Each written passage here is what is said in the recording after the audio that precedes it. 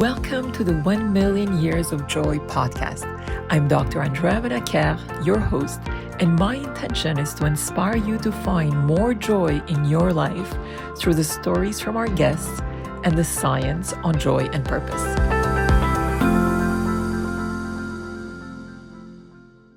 Tucker, welcome to our show. It's such a pleasure to have you with us. Thank you so much. I'm really grateful to be here and excited to have the conversation with you. Tucker, you are a renowned poet and storyteller, and your work has garnered millions of views online. Can you share with us that pivotal moment that inspired you to leave Google to become a full-time poet and speaker? Yeah, 100%. It was kind of a series of moments for me, actually. So I'd been working at Google as a product marketing manager, and I'd really enjoyed that work. But I had also previously had a deep connection to poetry when I was in college, university, and I wasted, in my mind, a bunch of time writing poetry instead of working on, getting internships and, studying and all those silly things that functional adults do when they're in university. And so by the time I got to Google, I had kind of put all that on the shelf and not thought much about it. But a couple of colleagues kind of discovered a couple of poems that had been uploaded to the internet, and a couple of opportunities came to share some of my work in that setting. And when I did that, I wanted to kind of like have some sort of tie-in between the work that I had done as a poet and the things that my colleagues were doing as marketers, so that there'd be some sort of, value you're getting beyond just like listening to some nice words. And after taking a bit of time to draw that connection, it occurred to me that there might be a way for folks in the corporate world in general to benefit from the tools and behaviors poets use to try to keep their work in evolution, to discover the same kind of change in their own work. And so it kind of led me to this obsession with trying to explore that connection and explore what value poets might be able to bring to the corporate world. And so after having a couple of those opportunities to share in that corporate context, I was like, I think this is what I want to be working on, and ended up leaving the company in August 2021, and the rest is history. Did you ever imagine things will take the proportion that they have taken right now when you actually made that decision to leave Google? I really didn't. And I certainly don't want to talk myself up at all in this regard, but I really liked trying to cut the safety net. I'm someone who has a lot of inertia in the way that I live my life. I lived in a very boring town for many years, and I only left it because I was in a relationship that ended. And I think if I hadn't ended that relationship, or that relationship hadn't ended, I'd probably still be there. And by the same token, I could see myself, working at the same place for a really long time, despite having these little nudges pulling me in different directions. And so without thinking much about what could happen, I knew at some point I had to just kind of remove the safety net and just give it a shot and take a bet on myself. And so I did it in a fairly irrational way, but I'm deeply glad that I did. Let's explore deeply the concepts that you use that include poetry, and more specifically, the poet's key. That is really a very unique to approach innovation and leadership within organizations.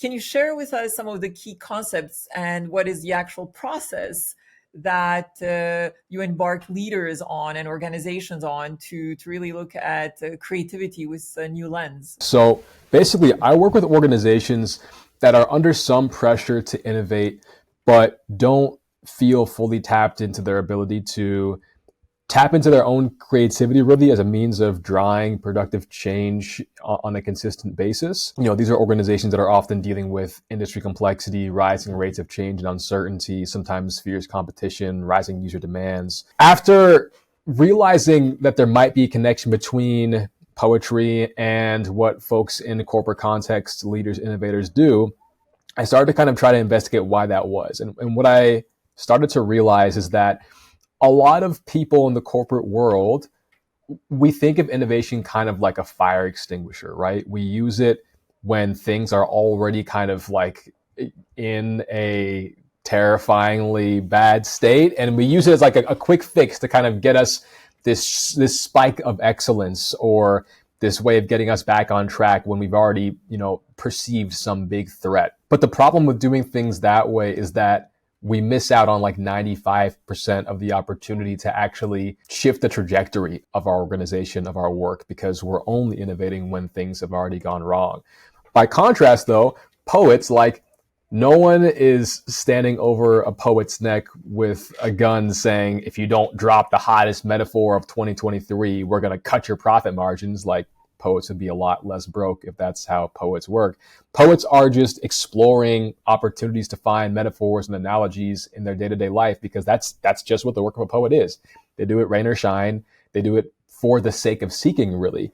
And that's how they keep their work in this constant state of evolution. And so I deliver these customized keynote performances that explore how leaders can use what I call, and what you just alluded to, the poet's keys to unlock these opportunities for growth in the areas of our work that need it. And so there are 5 tools I've been studying over the last decade or so that have this connection between the poetic world and the corporate world. And they are curiosity, figurative thinking, imperfectionism, rhythm, and expression. And obviously I can get into whatever level of detail with any of those that might be useful, but they all sort of deal with the question of how can we break from sort of the routines that we've set ourselves or the expectations we take for granted as being gospel, as a means of uncovering opportunities for disruption and actually empowering ourselves to make that work a reality in the day-to-day tasks that we do. So could you actually share with us some specific tips maybe for each one of the 5 dimensions, please? Absolutely, yeah. So I'll center on the ones that I'm thinking about the most these days. So the first one is curiosity. And curiosity deals with this question of how do we break from the tunnel vision that a routine often like sort of siphons us into, as a means of uncovering opportunities to do things differently. And the way that I think about this is that poets, they often write by erasing. Sounds a little bit counterintuitive, but the idea here is that the way for a poet to really start to take steps towards uncovering new ways of writing or new language, etc., is to look at the language that they've either drafted or language that consistently comes up in the poems they write, and try to figure out what it is they're clinging to that might be stopping them from thinking of new ways to approach what they think about. And so in the same way that a poet can write by letting go of these things, my thesis is that in the corporate world, there are ways that we hang on to pieces of our routine, pieces of our procedures and precedent that stop us from being able to understand that there are different ways to do the work that we do. And so, whether we are leaders that hang really tightly to a certain form of conversation with our reports, or if we are product designers that have assumed a certain form of feature that we need to have in our products that we launch, what is the way that we can sort of let go of things we've held on to as a means of discovering new opportunities for change? And so that's curiosity. Figurative thinking is the question of how does a metaphor connect to what people do in the corporate world? And so poets engage with language that is on the face kind of absurd, right? Like when Shakespeare compares his lover's face to a summer's day, it's not because her face is like full of bugs and makes him sweat, but by sort of suspending our disbelief as to what two things actually are and whether they literally are one another, it enables the poet to come up with associations and connections that actually push us in the direction of something that feels really interesting and new. And so the question of figurative thinking is how can we as leaders and innovators engage with possibilities and aspirations that might feel absurd when we think about them literally, but instead of trying to approach them literally, think of small and achievable ways to push us in the direction of the spirit that those ideas are trying to inculcate. And so that's figurative thinking. Imperfectionism is the idea that the best poets in their day-to-day practice, they aim for the trash can. They're not overly concerned about making sure that when they're drafting, every word comes out just the way they want it to. By contrast, they're actually very specifically trying to put out as much as possible, even if it's terrible, even if 99.5% of it is terrible, because they know that by having a greater proportion of work to potentially nurture, they can make their way to their masterpiece or just their best work versus only waiting until they have the perfect idea or the perfect process execution before they make a decision. A lot of people in the corporate world get that sort of decision paralysis or analysis paralysis when trying to move through uncertainty, not realizing that like the uncertainty really is just the baseline way that we operate. And so by aiming for the trash can, and it's a little bit tongue in cheek, but also a little bit sincere, we can at least make ourselves sure that we have as many opportunities as we might need to, create opportunities for ourselves to nurture the ideas that we've started to work on. So rhythm is this question of like, we've all had that experience being in a high school English class or something along those lines of reading a poem and it being so esoteric or abstract that we get to the end of it and we're like, what on earth is going on here? This is horrible, and I never want to look at another word again. But something that some poets will do, this is not the only reason to do this, but something that does naturally happen when poets do this, when a poet is trying to make an idea more palatable to their audience, they can use rhythm and use forms of music that give the reader a sense of familiarity as they are dealing with a new concept. And so alliteration, repetition, rhyme, rhythm, all these things can allow a reader to sort of find their hand held by the time they get to the end of a poem in such a way that might tell them, okay, this still feels new, but there's enough familiarity in here that I think I can keep working at it and we'll be okay. And so the question that I'm posing here is like, when leaders are leading their teams through new ideas and through change, what are they doing to ensure that they're making that process, which is inherently uncomfortable because it's different for their people, more manageable? What are we doing to reassure and engage empathetically and compassionately with the experience of being a person that's dealing with change to make that process feel a little bit less scary and a little bit more doable for folks who are on the other end? And then lastly, we have expression. And expression is the question of, what is the poet doing to ensure that they're sharing the poems that scare them, so to speak?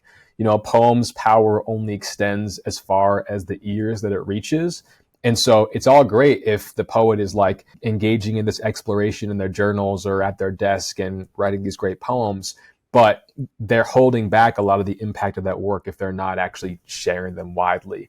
And so while it's all well and good for us to be thinking about how we can use curiosity to break free from our routines and these sorts of things, there's also a certain level of obligation we have when we have new ideas to do the scary thing and try to, encourage our leadership to take them on or try to push them into the zeitgeist or the culture of the organizations that we work in. And so the question that we ask here is really like, what are those poems, those conversations, those difficult decisions that folks in the audience are avoiding? And what can they start to do to introduce them into the relationships, the conversations they have with the people in their team that have the opportunity to sort of bring them to life in a way that's broader than just what happens in one person's mind?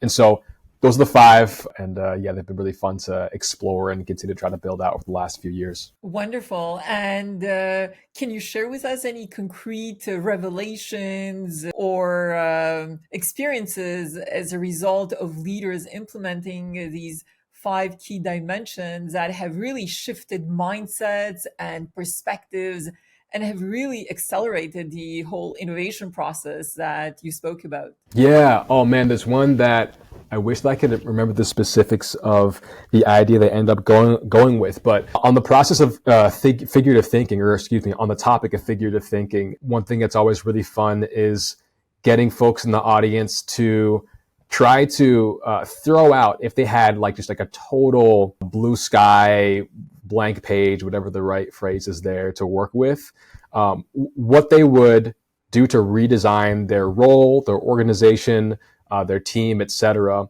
And I was working with a company that's in the food service and hospitality industry, and they came up with an idea that was like, it was some crazy, like, let's have a buffet it's like a tasting menu with different pieces of meat from every country in the world, and we'll feed the cows. It was some crazy stuff like that. But then obviously with those ideas being really aspirational and not likely to be able to be implemented in practice, we then try to ask like, okay, well, what can we do that sort of pushes us in the direction of that idea or that spirit?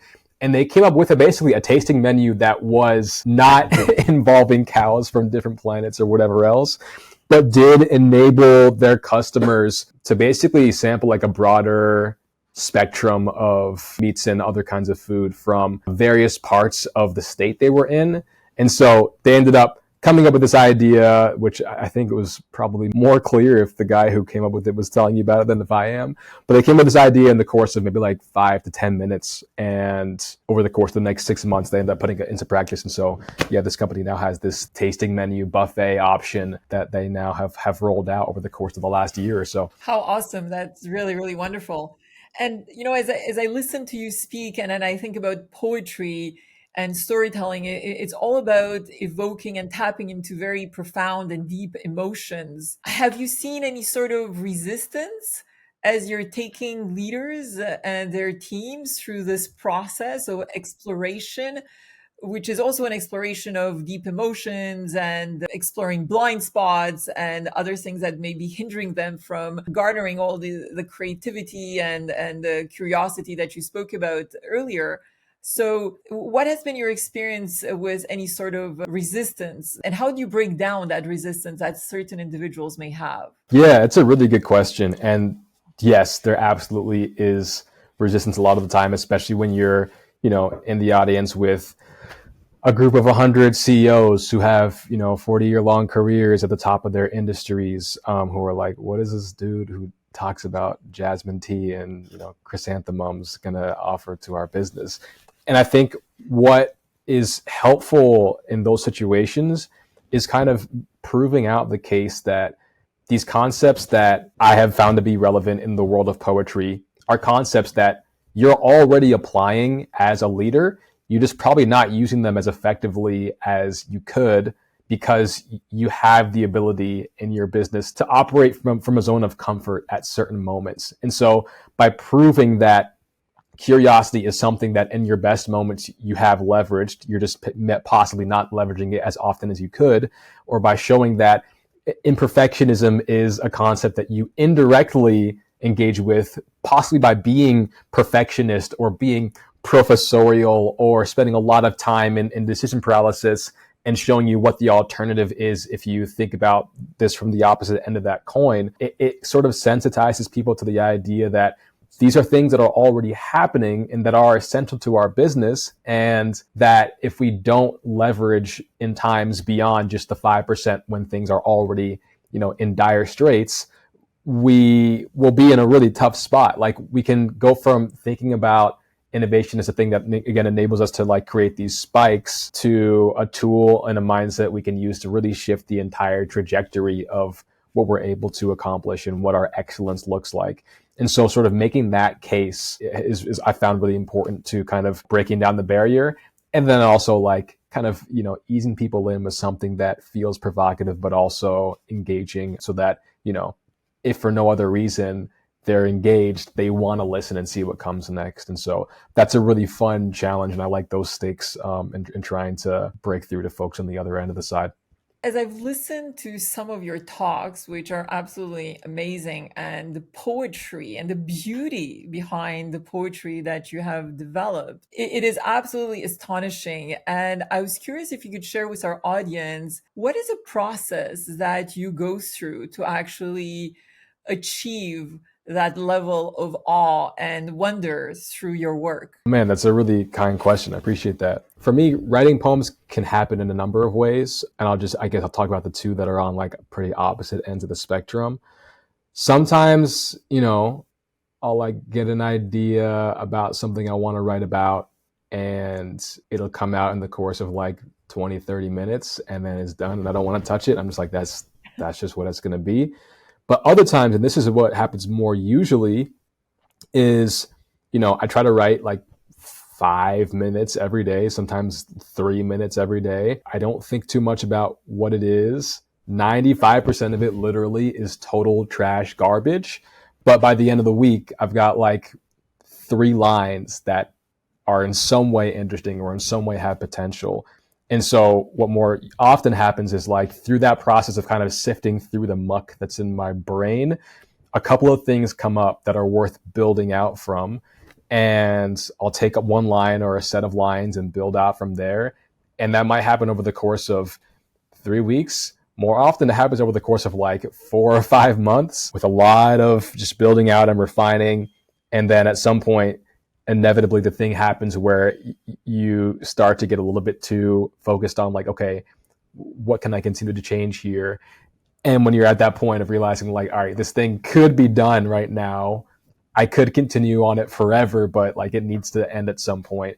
That's what I've noticed to be the moment at which you're like, all right, let's just call it here. And yeah, just like let it be what it is. And so it's been a lot of trial and error. I think I'm still pretty early on, hopefully, in my journey of figuring out what process works there. But I think more often than not, it is this kind of like searching in the dark experience and allowing things to bloom first organically and then through a lot of craft. And can you share with us what role joy plays in the creative process that you are experiencing and going through when you're writing a new piece of poetry? Does joy bring greater inspiration for you, or is it other emotions that spark your creativity the most? Yeah, it absolutely does. Joy is certainly relevant, at least for me, in the creative process and the experience of inspiration. Spite can also be a powerful motivator. Like if, I interact with someone who was like, doesn't think that a poet can do X, Y, Z, I'm like, all right, I'm gonna show you then. Let me show you. But I think more often and more sustainably, joy is a really powerful mechanism. And the way that I would answer the question is that there's a powerful joy in just being able to seek. Like when I'm writing, I'm really working hard to figure out like what I think about things, how I feel about, the people that are in my life or past experiences I've had, or the beautiful eucalyptus trees that are outside my apartment building, and finding your way to language that accurately captures how you feel about a thing or what you think about a thing is a really joyful experience. And so enabling oneself to just engage in that process of seeking and searching is deeply tied to both joy and to the creative process for me. And so while the spite is fun in a pinch, I think the joy is certainly a more sustainable motivator for me. And given that you have a mix of experiences from working in Silicon Valley and also pursuing the career as a poet, you've really been able to merge two very unique experiences into a passion that is very clear through everything that you do. What advice can you give to other individuals that may be exploring different activities, different strengths that they may have, and may not necessarily find the courage to head in a specific direction? I would say try to practice a little bit of figurative thinking, try to practice a little bit of imperfectionism. One of the things that breaks my heart more than any is seeing people that I care about who have a curiosity give themselves all the reasons why the thing they want to experiment with wouldn't work before actually taking the time to try it. And I get why that happens, right? Like there's a part of our brain that's trying to protect us from heartbreak, from financial strife, from all those, embarrassment, all these kind of things that like make a human experience human, but also difficult. And it's okay to acknowledge that those things are there and trying to serve us in some way without letting them be the only thing that's there. I think there's a lot of like writing in the creativity world that I'm sure you're aware of about there being two different forms of thinking that are necessary for creativity. There's divergent thinking, which is like all of the, ideating and the exploring and wondering. And then there's convergent thinking, which is like the editing, the revising, the culling away and refining of broad ideas to something that's like really polished. And they're both really important, but they need to happen in separate spheres or at separate times. Because if your convergent thinking skills are coming into the brainstorming room, you're going to stop yourself from coming up with the ideas that at some point might be worthwhile. And so I would just say to folks, like, give yourself the chance to screw up at the thing, because, at least giving yourself that opportunity is how to know for sure that something isn't what you want to do, or better yet, something that you could actually develop into a long-term craft or activity that you want to pursue. And so, yeah, just being perfectionist, aim for the trash can, and have a little bit of appetite for the absurd, because the best things come out of that sort of tolerance. And if you were to encapsulate your experience in a poetic verse, what might that verse sound like today and 25 years from now? Damn, that is a deep question. Right now, I think there'd be a lot of open-ended questions in there. I feel like my experience right now is it kind of bounces around the emotional spectrum from like whimsical levity and joy and lightheartedness to more of like an existential angst and some regret and things of this nature. And it isn't really sure how it feels about everything that is going on in its head. And I hope in 25 years it'll have a little more clarity about those things, and that, it'll fall a little bit more heavily on the peace and the peace and acceptance side. And so, yeah, I think there's a lot going on now that I would frame as question marks, and I would hope that in 25 years we'll have a lot more periods, even if some of them are ellipses. And are there specific projects or aspirations that you have for the future that you could share with us? Yeah, the thing that I'm thinking about most these days is I'm working on a full length collection for a book that is going to be called Trap/Door.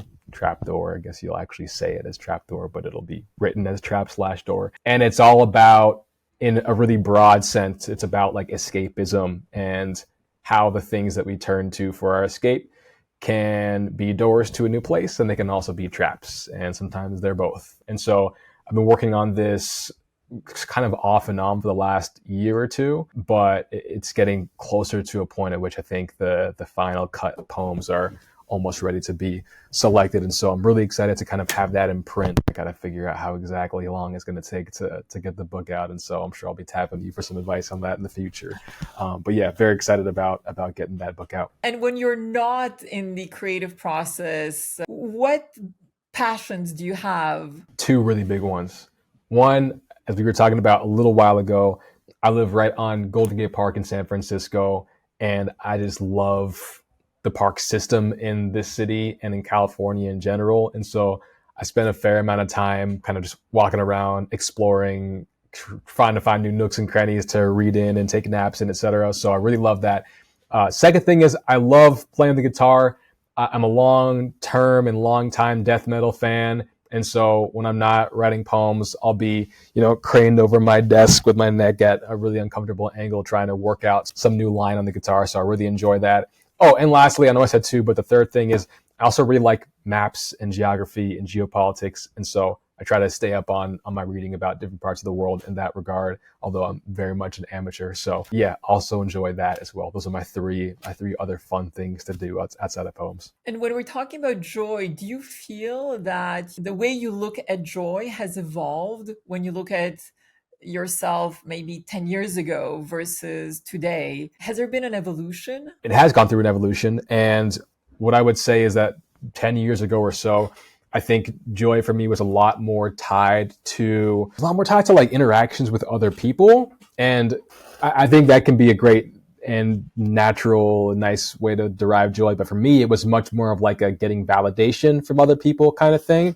And I wouldn't say that it's like totally not true now. Like I haven't completely gotten past my people pleasing, affect or whatever. But I think I do feel more comfortable and more tapped into the sources of joy that can come just from what is, between my eyes and from my head to my feet, or however you'd put that. And so, yeah, I'd say there's been a kind of like recentralizing of resources within this body and mind as a source of joy versus relying on these more external interactions that I still do get joy from, but feel less dependent on now than I might have years ago. And as you look at the world and the current realities that we're all faced with on a day-to-day basis, what do you think we need to do collectively to create a more joyful world, especially if you bring your poetic perspective into the picture? I think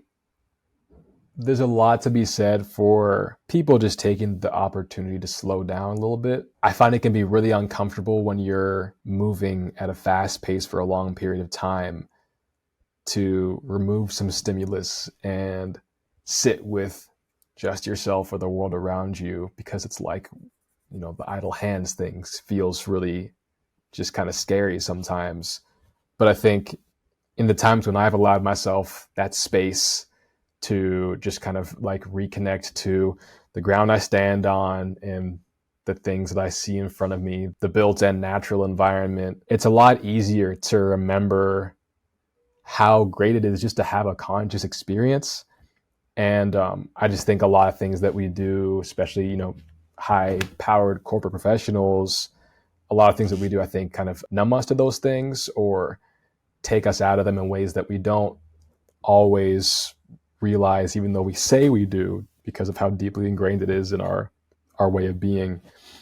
And so I think taking those opportunities to really just slow down and remember what the world is where we live can be really, really important and really effective for recultivating that connection and joy. At least that's my amateurish perspective on it. And talking about the five key principles that you have taken organizations through, do you believe that individuals could apply the same principles to finding more joy and creativity within their own personal lives? My hope is that they can, yeah. I think there are a couple levels on which those tools can be applied. They can be applied on the organizational level as like, what are our values and what are we trying to ensure that we are all doing as an organization. But yeah, they are also individual. There is the question of like what innovation looks like if you're applying it to a corporate setting. But really, like, innovation it's a change in personal perspective. And so if you can get yourself outside of your work to think about the routines and the language, if you will, that you've clung to, if you can acknowledge what those things are that you might have held on to for longer than is useful to you, I think there's useful stuff on the other side of that door. If you can enable yourself to engage with possibilities and aspirations that feel far-fetched, but that you might actually be able to inch towards in ways that are figuratively true to spirit, I think there are some really valuable things on the other side of that door. And so, yes, outside of the corporate applications, I think it all starts with what we're thinking and doing as people that aren't just corporate employees and professionals. And so my hope is that it helps people on both of those levels. And can you share with us a personal experience that has brought a lot of awe and wonder and joy for you? Oh, thank you for that question. Let me think for a second. A couple of weeks ago, my partner and I, we took a weekend just north of San Francisco to kind of just like get some time to reconnect. And we were in this beautiful place in the North Bay Hills called Tamales Bay.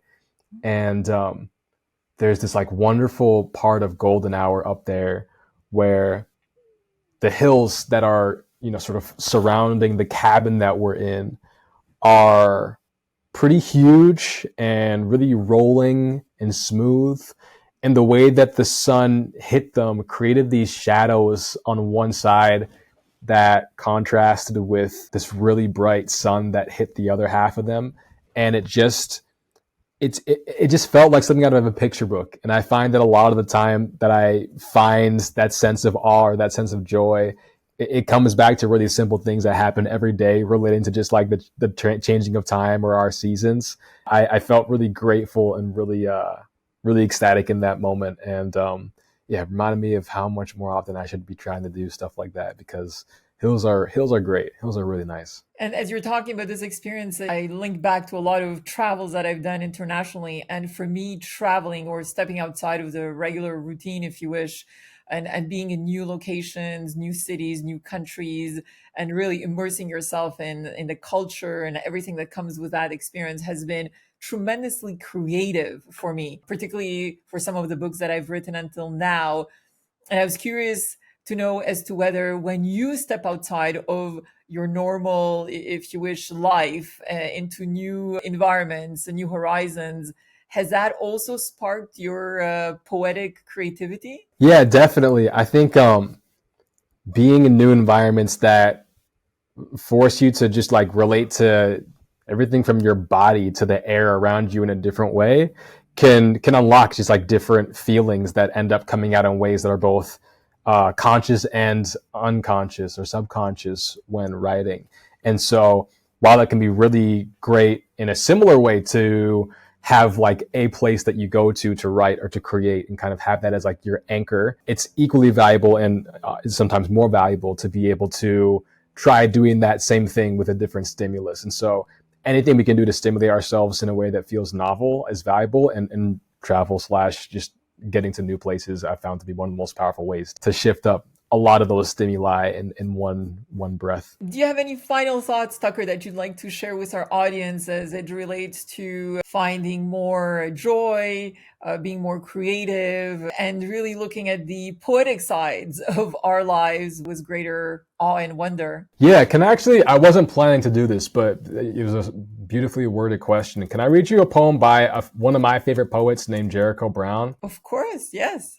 Beautiful. I've been thinking about this poem a lot recently, and there's some relevance to what you've just asked. So this poem is called Crossing by Jericho Brown. Beautiful poet, Pulitzer Prize winner, wonderful guy. Please go check out his work. I love this man to death. So Crossing. The water is one thing, and one thing for miles. The water is one thing, making this bridge built over the water another. Walk it early, walk it back when the day goes dim, everyone rising just to find a way toward rest again. We work, start on one side of the day like a planet's only sun, our eyes straight until the flame sinks. The flame sinks. Thank God I'm different. I figured and counted. I'm not crossing to cross back. I'm set on something vast. It reaches long as the sea. I'm more than a conqueror, bigger than bravery. I don't march. I'm the one who leaps. Wow, so beautiful. Thank you for listening. And thank you, Jericho Brown, for that poem. And thank you, Tucker, for your time and your inspiration. I'm so much looking forward to your own poetic writing and your upcoming book. Really, please keep me posted on how that's going and if I can help you in any way. Wishing you immense success moving forward with everything that you have created, and I'm sure new ideas will emerge along the way. I appreciate you. Thank you so much for the conversation. It's been a great time. I'm excited to get to steer both of us on the journeys towards greater impact. Thank you.